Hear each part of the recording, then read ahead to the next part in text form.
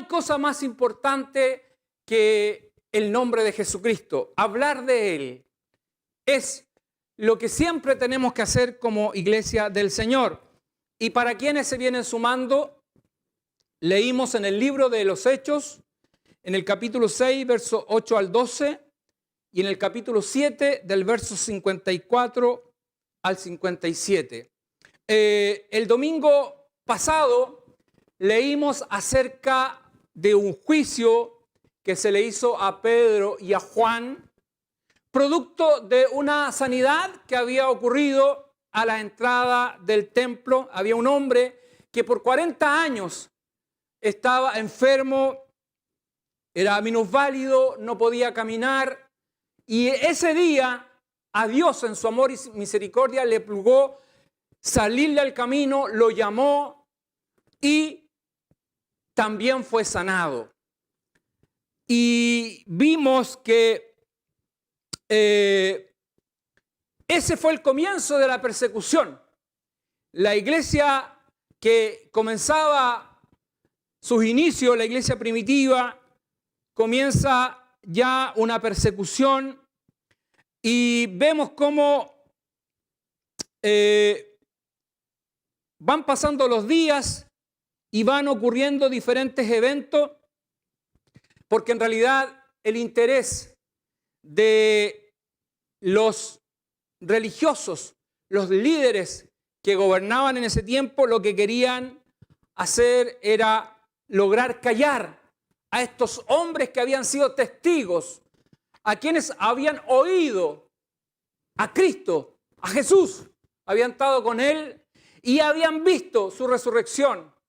Ellos eran testigos oculares de la resurrección de Jesucristo. Estuvo con ellos antes de ascender al cielo. Por lo tanto, ya de alguna manera esta lucha por doctrinas que había entre fariseos y saduceos. Los fariseos creían en la resurrección, los saduceos no creían en la resurrección, y por lo tanto, de alguna manera, el testimonio que daban estos apóstoles daban fe de lo que los fariseos creían en su doctrina y tiraban, ¿no es cierto?, o derrumbaban los argumentos, en este caso de los saduceos. Por lo tanto, querían callar a estos hombres cuando hablaban acerca de la resurrección de Jesús. Y vimos en esa oportunidad que los dejaron libres, pero con una condición. ¿Cuál era? No tenían que hablar de Jesús en los días sucesivos, y por lo tanto ellos estaban convencidos que habían generado temor y miedo en ellos. Sin embargo, Pedro les señala y les dice que ellos juzguen si es menester obedecer a Dios o a los hombres. Ellos tenían claro que era obedecer a Dios y eran las instrucciones que Jesús les había dado. Por lo tanto, ellos siguieron predicando el evangelio de Jesucristo, y se siguió porque la instrucción era que evangelizaran en Jerusalén. Era lo primero que tenían que hacer. Después tenían que irse a Samaria, ¿no es cierto?, a Judea, y así a los confines de la tierra. Y si nosotros, usted que tiene su Biblia en manos, seguimos revisando el libro de los Hechos, en el capítulo 5, verso 14 al 16 dice: y los que creían en el Señor aumentaban más, gran número así de hombres como de mujeres, tanto que sacaban a los enfermos a las calles y los ponían en camas y lechos, para que al pasar Pedro, a lo menos su sombra cayese sobre alguno de ellos. Y aún, dice, de las ciudades vecinas, muchos venían a Jerusalén trayendo enfermos y atormentados de espíritus inmundos, y todos, dice, todos eran sanados. Por lo tanto, ellos seguían pregonando el evangelio, seguían hablándole al mundo de Jesucristo, seguían llamándole al arrepentimiento, porque era el único camino para que ellos fueran perdonados, arrepentirse de los pecados y aceptar a Jesucristo en sus vidas y seguir las enseñanzas del Maestro.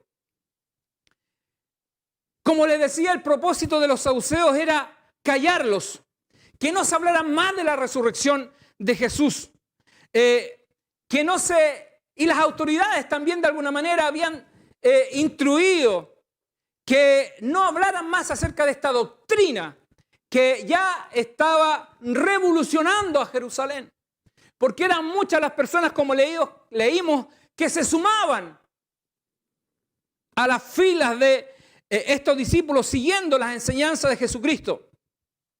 Por tanto, ellos sentían que se le venía un gran problema, porque lo que ellos no habían logrado, quizás por mucho tiempo, hoy día hombres sencillos, hombres que no habían pasado quizás en su mayoría por alguna academia de rabinos, estaban hablando, y el poder de Dios a través del Espíritu Santo estaba transformando vida, cambiando a personas. Y ellos sentían que se les venía un gran problema.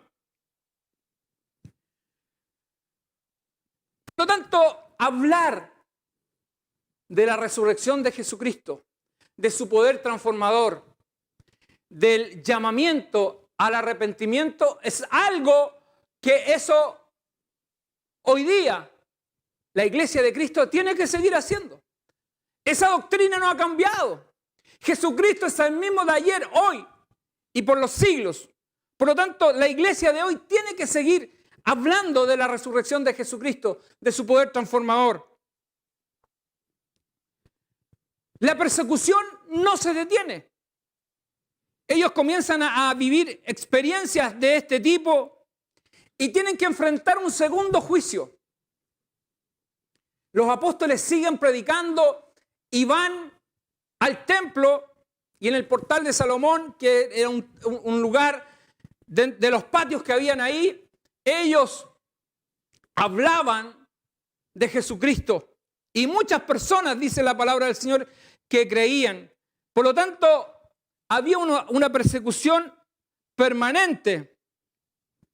Y esta vez, los apóstoles, que están todos ahí reunidos, son tomados y son apresados, y también se les hace un segundo juicio. Y eso nosotros lo podemos leer en el libro de los Hechos. Y la acusación que le hacen en esta oportunidad a todos los apóstoles es que ellos de alguna manera no han acatado las instrucciones que las autoridades les habían señalado, en que no tenían que enseñar más acerca de Jesús. Y ahora se encuentran que no solamente Pedro y Juan lo están haciendo, sino que todos los apóstoles están hablando y evangelizando. Por lo tanto, nuevamente, Pedro, que Dios lo usa grandemente, alza la voz y les dice: es menester obedecer a Dios o a los hombres. ¿A quién debemos obedecer? Ellos, los estudiosos, los doctores de la ley, tenían claro que había que obedecer a Dios por sobre todas las cosas. No había nada que se pudiera interponer a la autoridad de Dios y a sus ordenanzas. Por lo tanto, ellos, de alguna manera, con esta frase, con esta afirmación, en su cara le decían: bueno, ¿a quién tenemos que obedecer? ¿A Dios o a los hombres? Nosotros no podemos negar lo que hemos visto. No podemos dejar de hablar de Jesús. No podemos callarnos frente a lo que nuestros ojos y nuestros oídos realmente escucharon en los tiempos en que el Maestro estaba con ellos. Por lo tanto, frente a esta acusación que nuevamente le hace la autoridad, le dice: no les ordenamos que no hablaran más acerca de Jesús. La respuesta de ellos fue concreta: nosotros obedecemos a Dios antes que los hombres. Respuesta concreta. Y por lo tanto, el Espíritu Santo nuevamente toma el liderazgo en ellos y habla por el apóstol Pedro en este caso, y en las mismas palabras, el Espíritu Santo ocupa las mismas palabras que habían en el sermón cuando se convirtieron más de 3.000 personas en la primera vez, cuando viene sobre ellos el Espíritu Santo, que ya lo compartimos. Y él, cuando les dice a la gente que ellos eran responsables, porque ellos habían crucificado al Maestro, al Hijo de Dios, no era cualquier persona. Dice la palabra del Señor que se compungieron y dijeron: varones, hermanos, ¿qué haremos? ¿Qué haremos frente a esto? Y esas palabras se siguen repitiendo. En el primer juicio que le hacen a Pedro y Juan, les vuelve el apóstol a decir lo mismo. Ustedes crucificaron al Maestro, ustedes crucificaron al Hijo de Dios. Y en esta oportunidad, que es el segundo juicio, donde están todos los discípulos, el apóstol Pedro nuevamente les dice: ustedes crucificaron a Jesús, al Hijo de Dios. ¿Por qué les especifican la crucifixión en un madero? Porque las Sagradas Escrituras en el Antiguo Testamento señalan que maldito era aquel que era crucificado en el madero. Y ellos habían buscado una excusa para crucificar a Jesús. Por eso que ellos incitaron al pueblo y dijeron: crucifíquenle. Incitaron a la crucifixión. Pero lo que hicieron fue acusar a un inocente. Por lo tanto, tenían la sangre del Maestro sobre sus hombros. Tenían una gran responsabilidad. Y Pedro, cada vez que tenía la oportunidad de enfrentarse a ellos, que eran los doctores de la ley, los que conocían las Sagradas Escrituras, se los decía. Y en esta oportunidad, en este juicio que yo estoy señalando, el sumo sacerdote, de alguna manera, quiere pretender inocencia. Y les señala en los versos que usted lo puede revisar en su casa. Les dice, ¿no es cierto?, ¿por qué nos haces responsables de la sangre de ese Jesús o de ese hombre? En realidad, lo que el sumo sacerdote y los ancianos lo que buscaban eran acusar a los apóstoles de blasfemia, porque de esa forma tenían un resquicio legal para apiedrarlos, para terminar con ellos, para acabarlos. Y buscaban los medios y la forma de hacerlo. Pero la palabra de Dios no solamente había tocado a personas comunes del pueblo, sino que también había tocado a fariseos, a hombres que habían sido impactados. Recuérdense que Nicodemo tuvo una conversación con Jesús. José de Arimatea también eran hombres fariseos, pero que habían escuchado y las palabras del Maestro lo habían impactado. Y en esta oportunidad también ocurre eso. Mientras el apóstol Pedro está hablando, hay hombres que son tocados por la palabra. Y en este juicio y en esta oportunidad, antes de esto es una antesala para llegar a lo que ocurrió con Esteban. Pero es importante que yo les comente esto. Entonces, en medio de esta situación, dado que lo que buscan ellos es exterminar a los apóstoles, terminar con ellos, darle muerte, hay un hombre que era un sabio de entre ellos, un doctor de la ley, que era un hombre temeroso de Dios. Aunque no había conocido al Maestro, no había tenido un encuentro con Jesús, pero era un hombre temeroso de Dios. Y les habla y los persuade a que reflexionen acerca de lo que están haciendo, de las decisiones que están tomando, de las cosas que están haciendo con estos hombres. Porque no podían negar los milagros, no podían negar las sanidades. Ya eran muchas las personas, como leímos, que habían sido sanadas. La gente sacaba a los enfermos a la calle, sacaba las camas a la calle para que al menos la sombra de Pedro sanara. Endemoniados venían, los traían y eran liberados. Entonces, ¿cómo podían negar eso? Era imposible. Y se da que antes de que ocurra este juicio, la palabra del Señor nos señala y dice que tomaron preso nuevamente a Pedro y Juan, pero mientras estaban en el calabozo, en la cárcel, dice la palabra del Señor que un ángel los libertó, los sacó de ahí.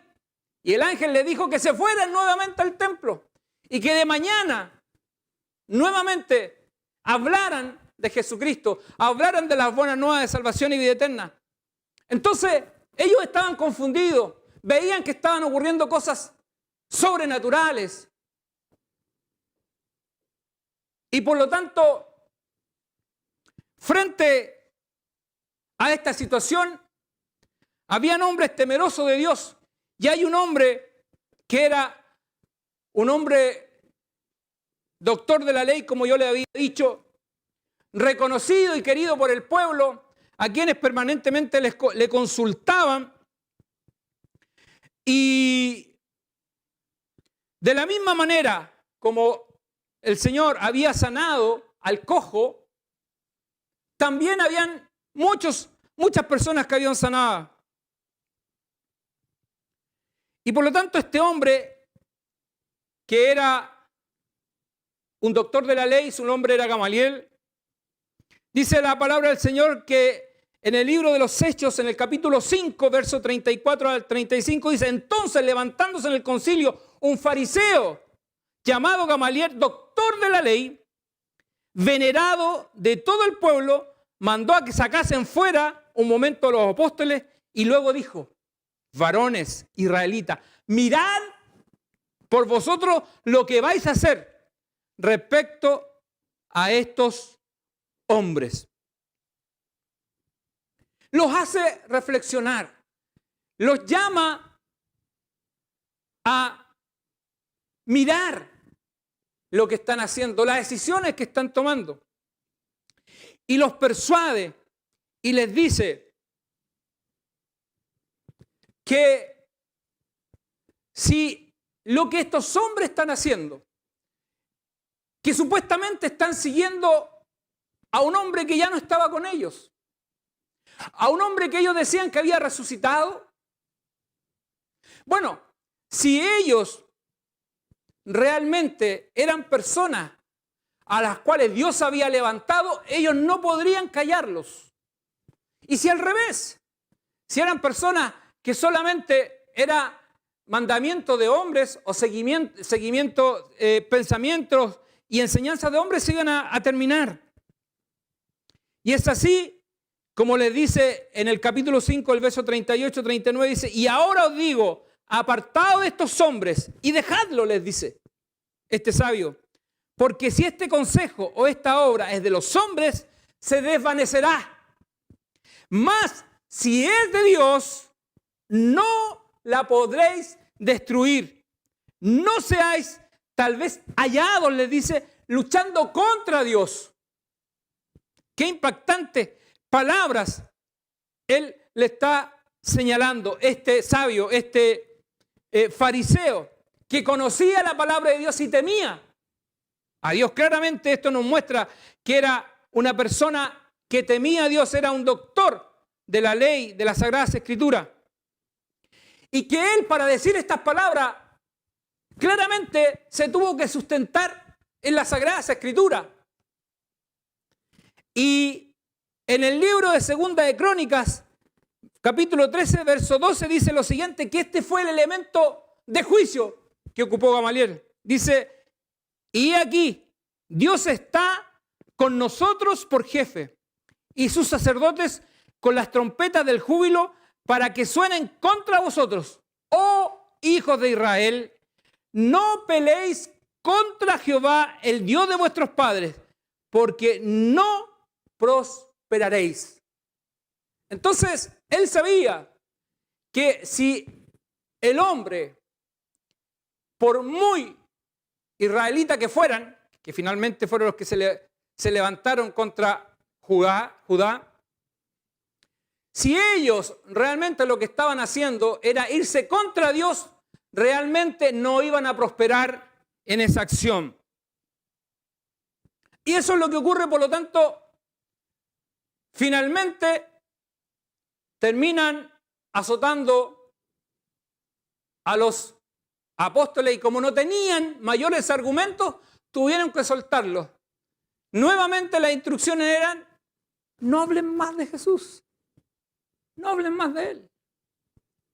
¿Pero qué pasó cuando se fueron? ¿Ustedes creen que ellos callaron? ¿Que ahí se terminó todo? ¿Ellos se fueron temblando porque las autoridades los habían amenazado de muerte? Dice la palabra del Señor que el Espíritu Santo los capacitó con valentía. Y pese a todas las circunstancias, pese a todas las situaciones, ellos seguían hablando de Jesús. Y llegamos entonces al caso de Esteban. Esteban era un seguidor de Jesucristo, era un discípulo más, el cual había asumido un rol dentro de la iglesia, era uno de los diáconos que había sido elegido para servir a las mesas, para atender a las necesidades. Se habían organizado de tal manera que este hombre era un hombre de testimonio y lleno del Espíritu Santo, que no solamente hacía eso, sino que también predicaba el Evangelio. Y de acuerdo a los estudiosos, dicen que Esteban era distinguido, había pasado por academia, probablemente había estado en una escuela de rabinos, y dice lo que hemos leído en el capítulo 6, versos 8 al 10, dice: y Esteban, lleno de gracia y de poder, hacía grandes prodigios y señales entre el pueblo. Producto de esto, producto de esta situación, lo que Dios estaba haciendo con él. Él estaba también llevando el Evangelio y el poder de Dios estaba con él.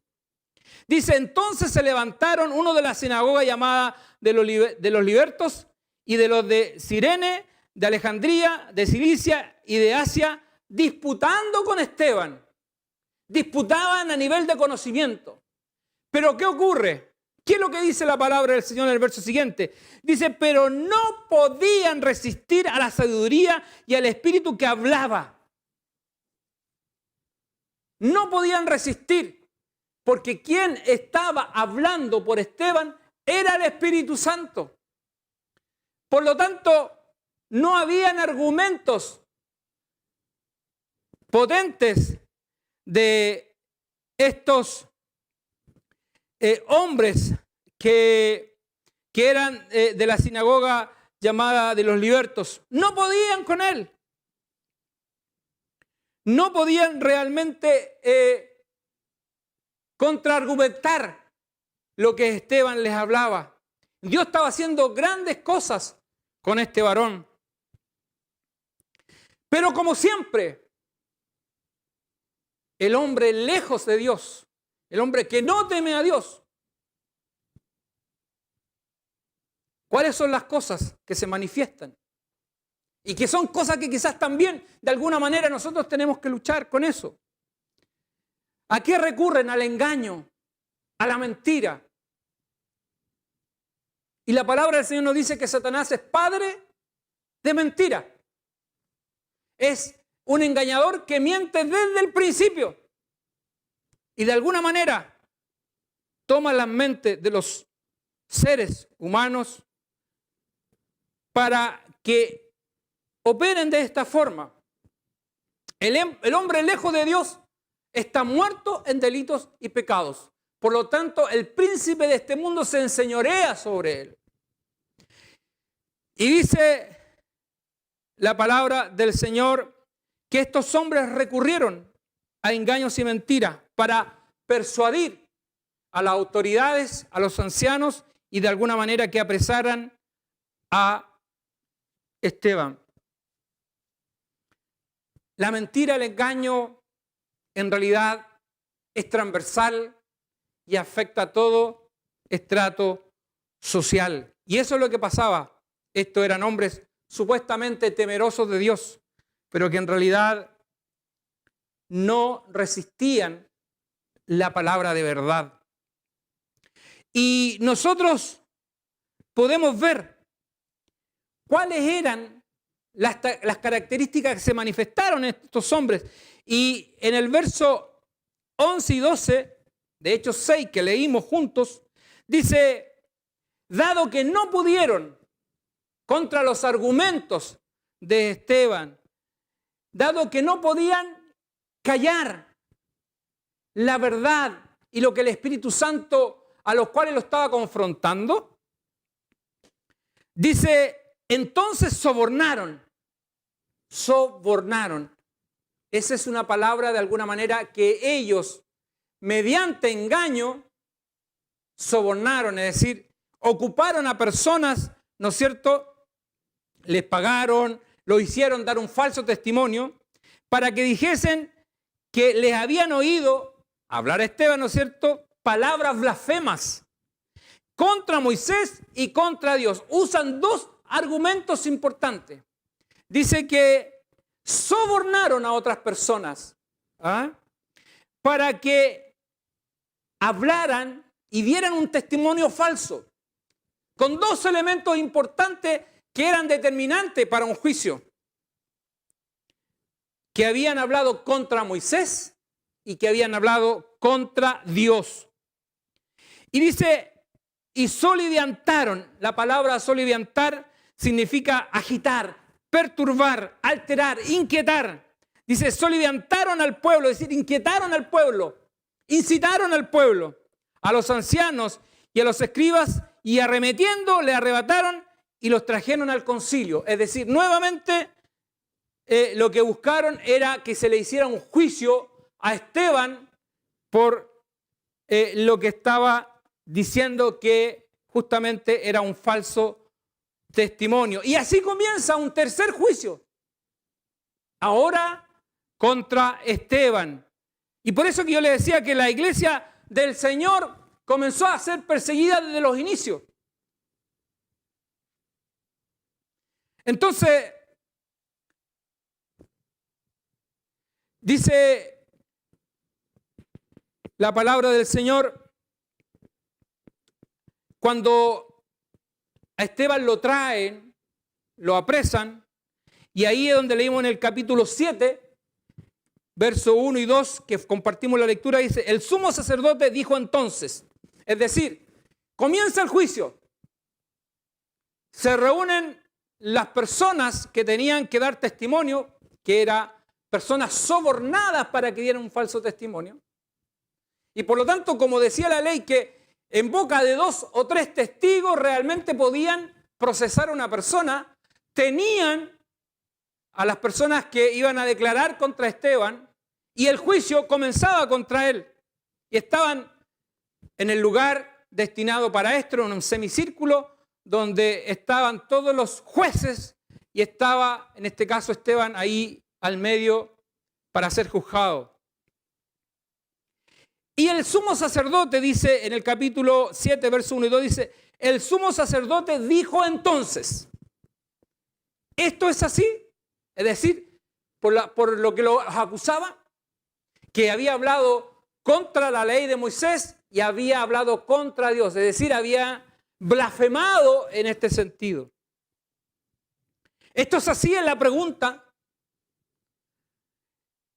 Y comienza Esteban a hablar y su discurso comienza así. Y él le dijo, varones, hermanos y padres, dice, oíd, oíd, el Dios de la gloria apareció a nuestros padres, a nuestro padre Abraham, estando en Mesopotamia antes que morase en Harán.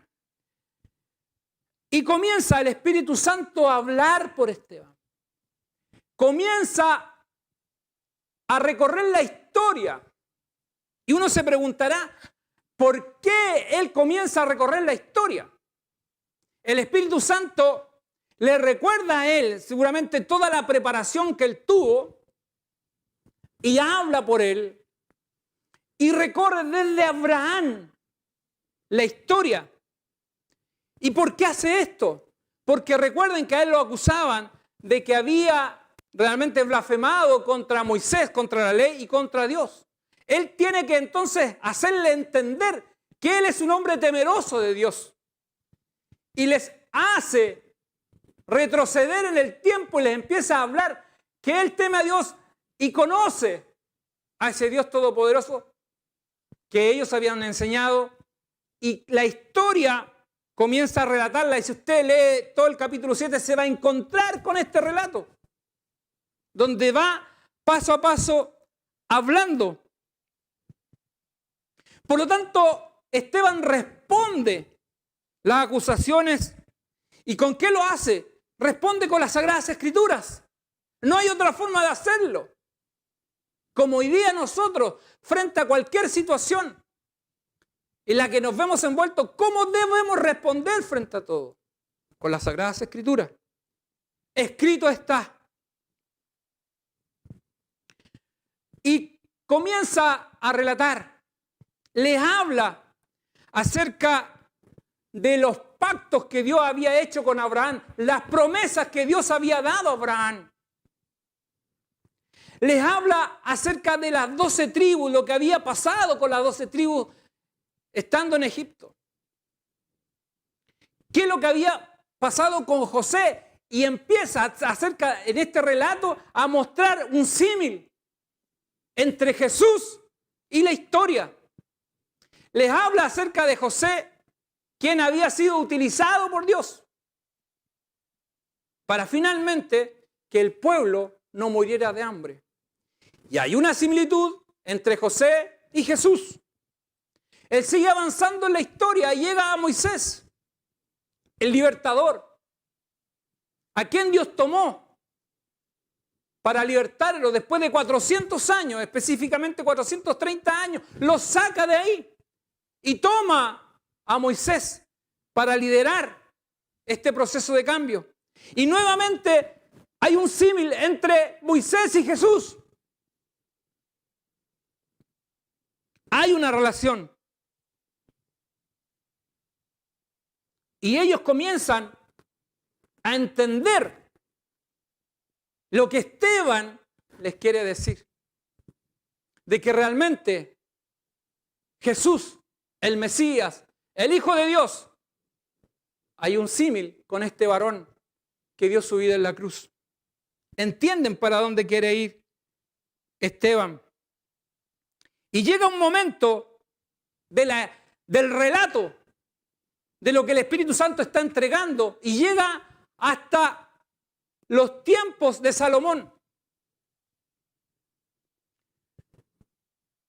Y este hecho, cuando expone de las Sagradas Escrituras acerca del templo y que en realidad lo que señala y establece que Dios no solamente habita en templo hecho de mano de hombre.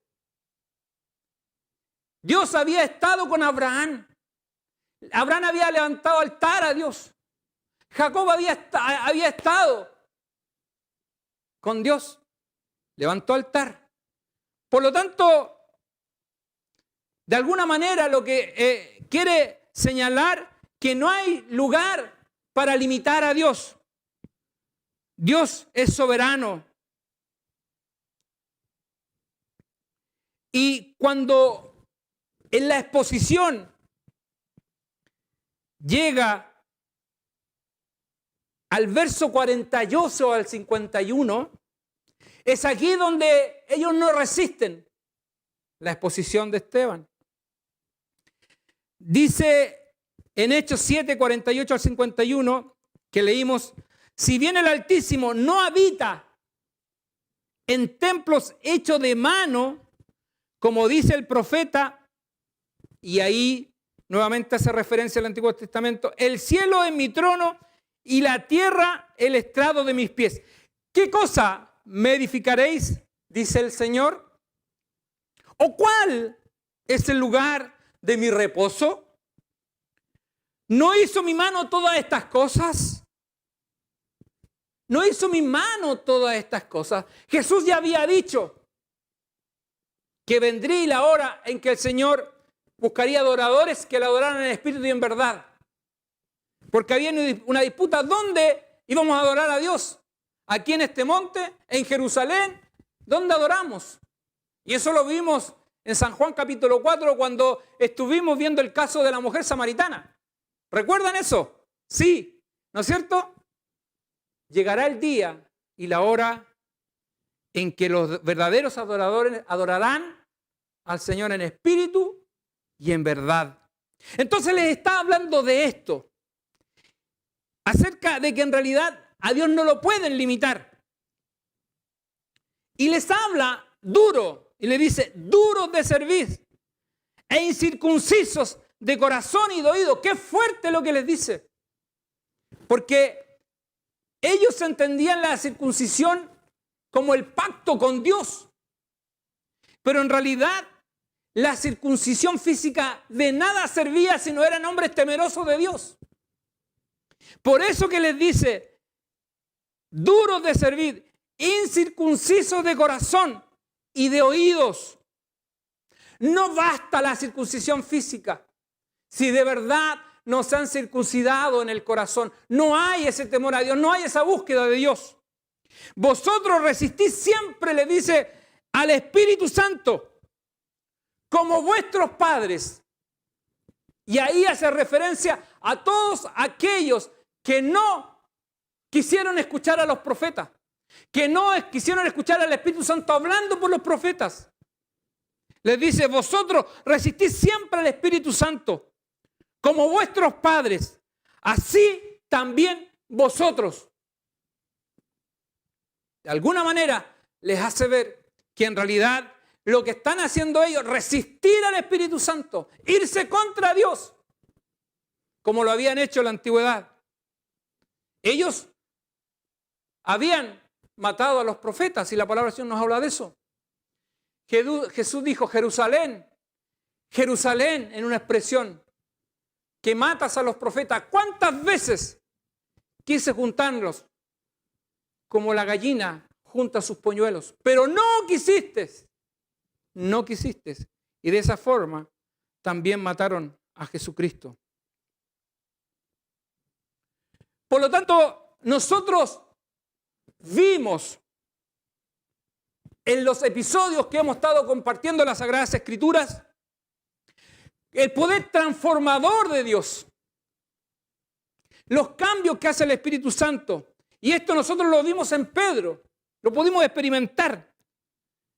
Cuando Pedro les habla en una situación, en un juicio anterior, en Hechos 5:29 dice, respondiendo Pedro y los apóstoles dijeron, cuando estaban en el segundo juicio, dijeron, es necesario obedecer a Dios antes que a los hombres.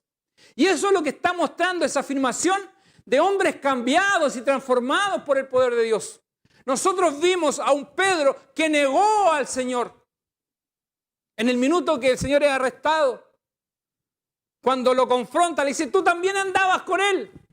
Y él dice, no, yo no, nunca. Pero vemos a un Pedro transformado y cambiado por el poder de Dios. Y en esta oportunidad ya él no niega al Señor, sino que él dice, es menester obedecer a Dios antes que a los hombres. Y estamos dispuestos a todo. ¡Qué valentía! Pero ¿quién puso eso en él? El Espíritu Santo. No hay nadie más que pueda hacer eso. El poder de Dios, el Espíritu Santo, lo que provoca es autoridad para hablar la palabra del Señor. Entendiendo que hemos sido lavados y redimidos por la sangre de Jesucristo. No somos mejores que otros. No somos jueces, pero sí tenemos que hablar de las buenas nuevas de salvación y de vida eterna. Y eso es lo que el Señor ha provocado a través de estos 2000 años, ha transformado y cambiado vidas, personas cambiadas por el poder de Dios. Testimonios pueden haber muchísimos. Cómo Dios ha hecho misericordia. Y esta autoridad, al hablar la palabra del Señor, hay varios episodios que la palabra del Señor lo señala. Y en Hechos capítulo 4, verso 13, nos encontramos con lo siguiente. Dice, entonces viendo el denuedo de Pedro y de Juan, y sabiendo que eran hombres sin letras, era cuando fue en el primer juicio, dice, estando entonces viendo el denuedo de Pedro y de Juan, sabiendo que eran hombres sin letras y del vulgo, dice que estos doctores, estas autoridades de la ley, se maravillaban y le reconocían que habían estado con Jesús. ¿Qué era lo que se manifestaba en ellos? ¿Qué es lo que hacía que hablaran de esa manera? ¿De dónde habían sacado tanto conocimiento de las Sagradas Escrituras? ¿Por qué escuelas de rabinos habían pasado? Ninguna. Y ellos lo reconocen. Sabían que eran hombres sin letra y se maravillaban de cómo hablaban. Eso es lo que hace el Espíritu Santo. Eso es lo que hace el poder de Dios. Usa a los hombres, toma a los hombres para hablar a los hombres. Él es el que usa. Y la gloria es siempre de Dios, no de los hombres. Él es el que transforma, Él es el que cambia vida. En nuestros tiempos también nosotros, de la misma manera como lo que ocurrió en la iglesia en sus comienzos, hoy día nos encontramos o comenzamos a ver con mayor claridad, al menos en Occidente, cómo la iglesia de Cristo quiere ser callada. Cómo las autoridades de nuestra era están estableciendo mecanismos legales para callar la verdad de Dios. Sin embargo, no podrán hacerlo. No podrán callar. El mensaje de Jesucristo se lleva proclamando 2000 años. Ha resistido gobiernos, dictaduras, generaciones. Y no han podido callar el Evangelio de Jesucristo. Y no lo harán. Porque es el Espíritu Santo el que está obrando en la tierra. Nuestro deber como hijos del Señor, como hombres que hemos entendido el poder transformador de Jesucristo, siendo nosotros pecadores, en una condición como cualquier otro ser humano, muertos en nuestros delitos y pecados, hemos sido transformados por el poder de Dios. Él ha hecho misericordia en nuestras vidas. Y eso no es mérito nuestro. Solamente es misericordia de Dios. Él es el que ha cambiado y transformado nuestra vida. No somos mejores que otras personas. Solamente hemos experimentado la misericordia de Dios en nosotros. Él nos ha guiado para que nosotros renunciemos al pecado. Renunciemos a aquellas cosas que a Dios le desagradan, que nos llevan por un camino de perdición. Solamente Cristo ha tenido de nosotros misericordia. Y es el Espíritu Santo que día a día está trabajando en nosotros. Nos está de alguna manera convenciendo de pecado, hablándonos cada día por su palabra.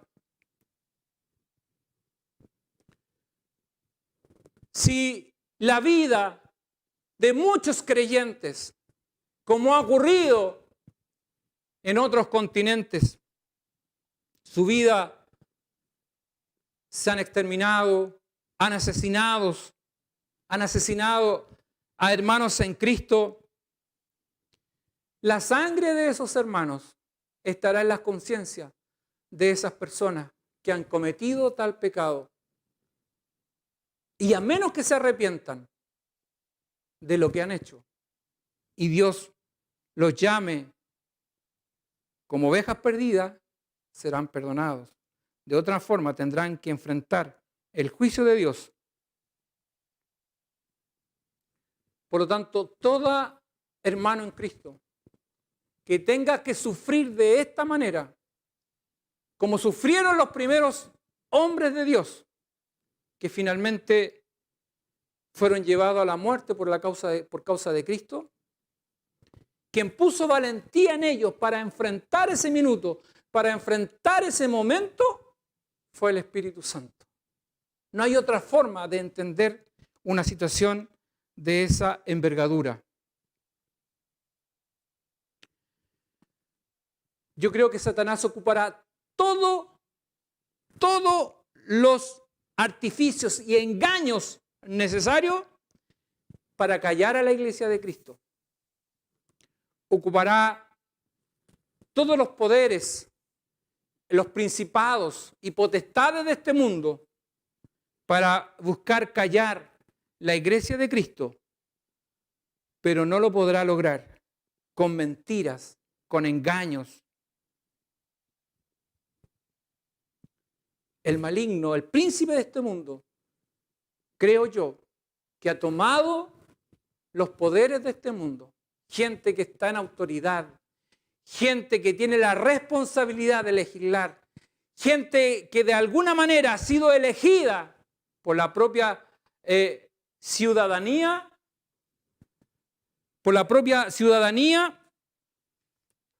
esas personas tendrán que responder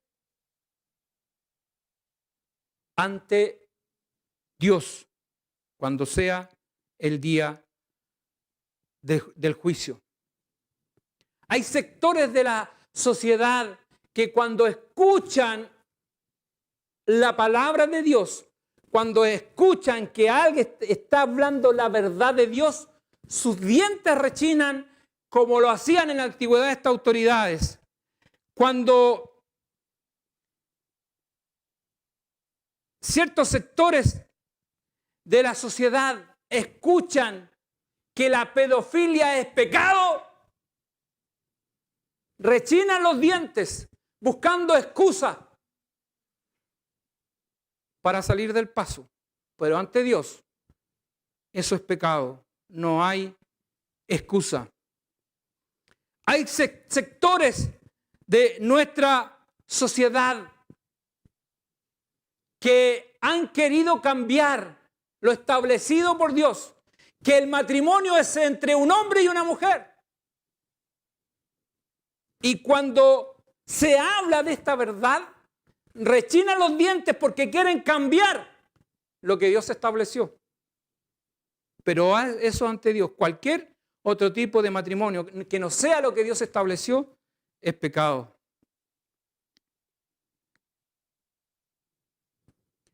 Los poderes de este mundo, quienes están y son responsables de alguna manera de establecer leyes, normas, y lo que están haciendo hoy día respecto a la crianza de los niños, respecto a la educación de los niños, quieren tomar el control que hoy día tienen los padres, el derecho preferente de criar los hijos que lo tienen los padres, y que la palabra del Señor instruye y dice que los padres debemos instruir al niño en la carrera para que cuando sea grande no se aparte.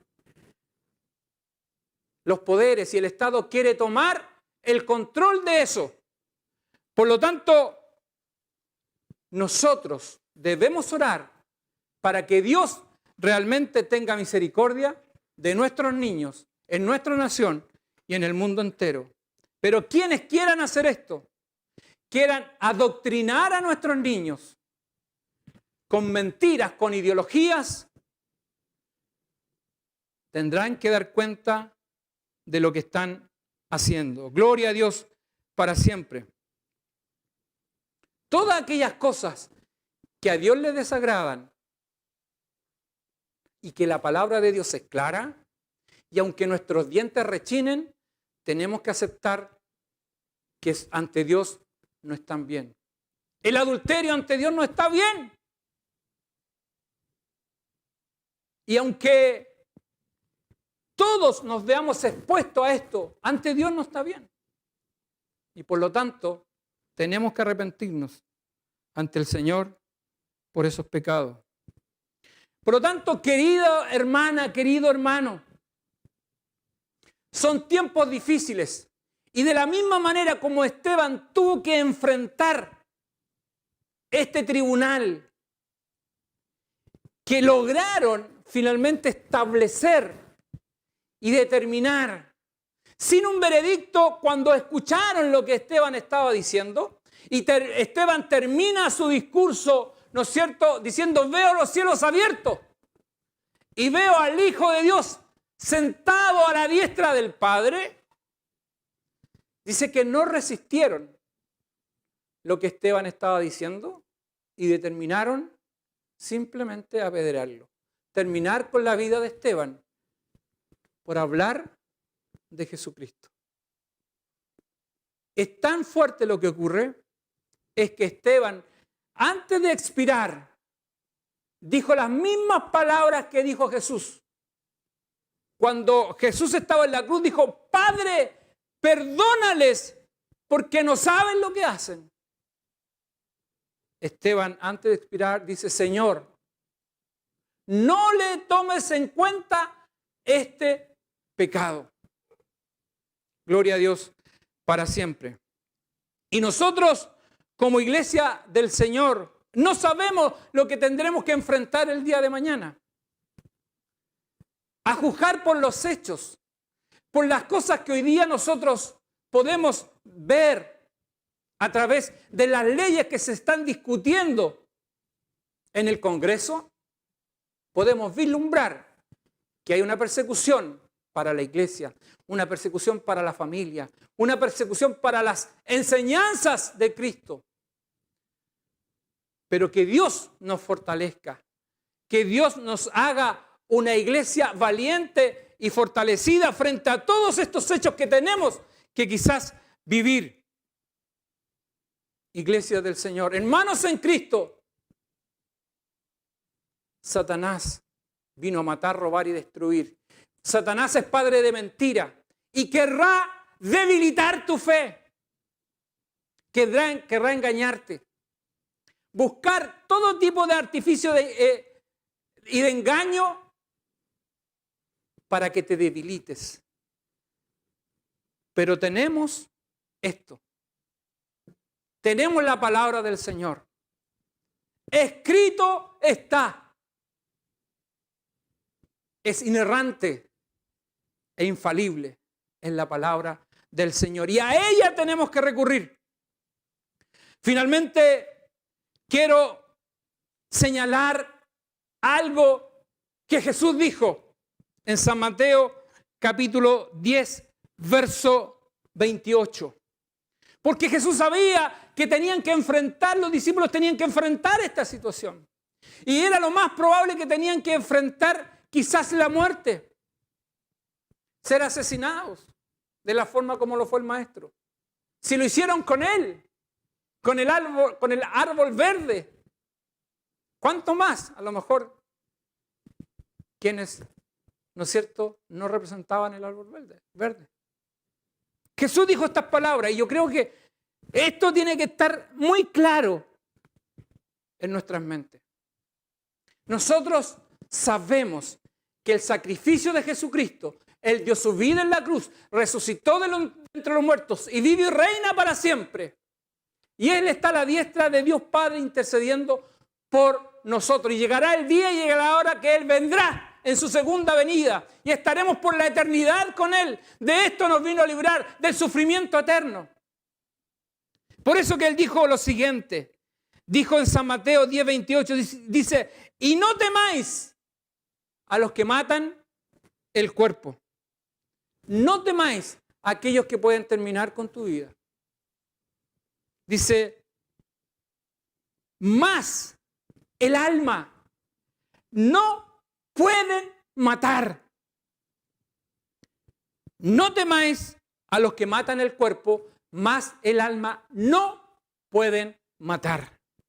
Y luego agrega lo siguiente, dice, temed más bien a aquel que puede destruir el alma y cuerpo en el infierno.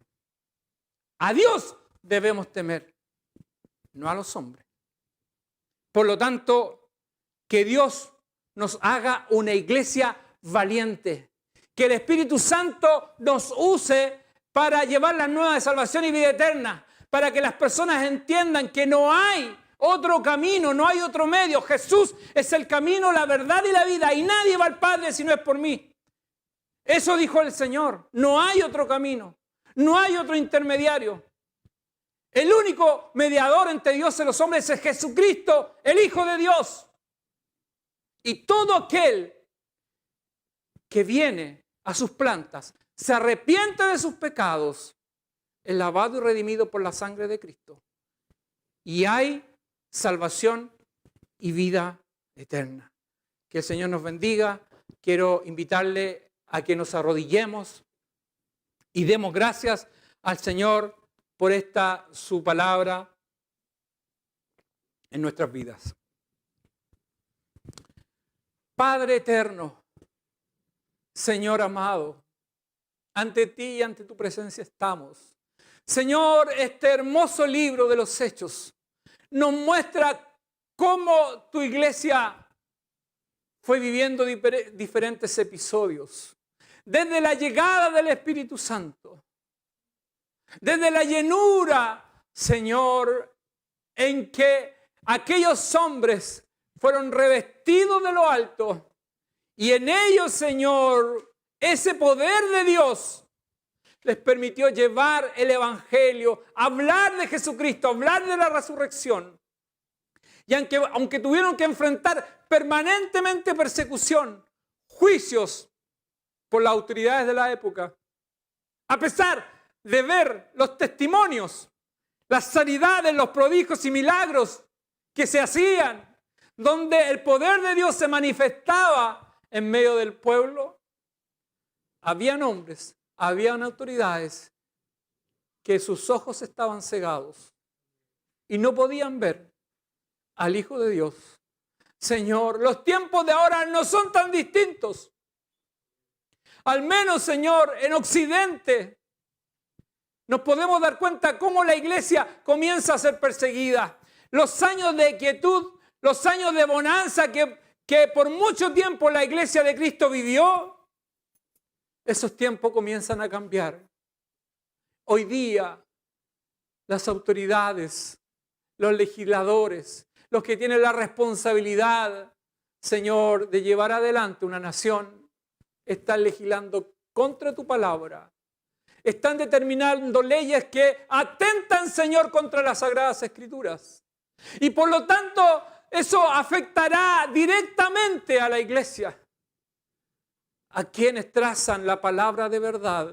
Aquellos, Señor, que hablan de la cruz de Cristo, del evangelio de salvación y de vida eterna, de ese Cristo resucitado, el que vino para perdonar los pecados de la humanidad, que cargó nuestro pecado, y por lo tanto tenemos que hablar de Él.